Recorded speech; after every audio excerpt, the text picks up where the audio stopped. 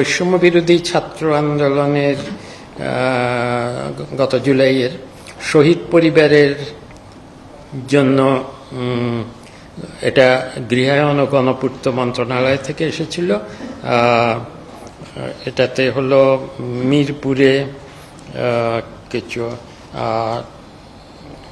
1355 বর্গ ফুট আয়তনের 804টি আবাসিক ফ্ল্যাটের পরিকল্পনার একটা প্রস্তাব এসেছিল।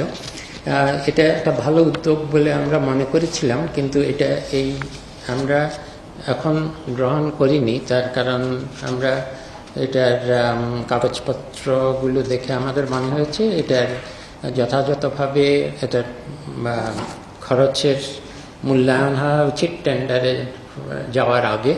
এছাড়াও আরেকটা খুব গুরুত্বপূর্ণ বিষয় হলো বিভিন্ন মন্ত্রণালয় থেকে বিভিন্ন ধরনের সাহায্য এই পরিবারগুলোর মধ্যে আসতে থাকলে কোথায় যে ফাঁক আছে আর কোথায় যে দুটো একত্র হয়ে যাচ্ছে এগুলো বোঝা যাচ্ছে না। কাজেই এখন থেকে আমি মনে করছি এই প্রকল্প এবং আরও প্রকল্প আছে।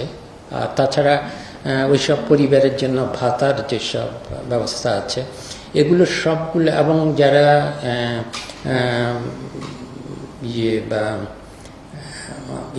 পঙ্গু হয়েছেন তাদের পঙ্গুদের জন্য যেই সব সাহায্য দেওয়া হচ্ছে এগুলো সবগুলোকে এক জায়গায় এনে সমন্বিত করা উচিত এবং সেখান থেকে তখন ঠিকভাবে এটাকে কতদূর কি করা যায় এটা ঠিক করা উচিত।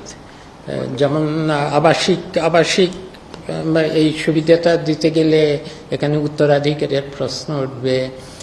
শুধু ঢাকাতেই মিরপুরে কেন?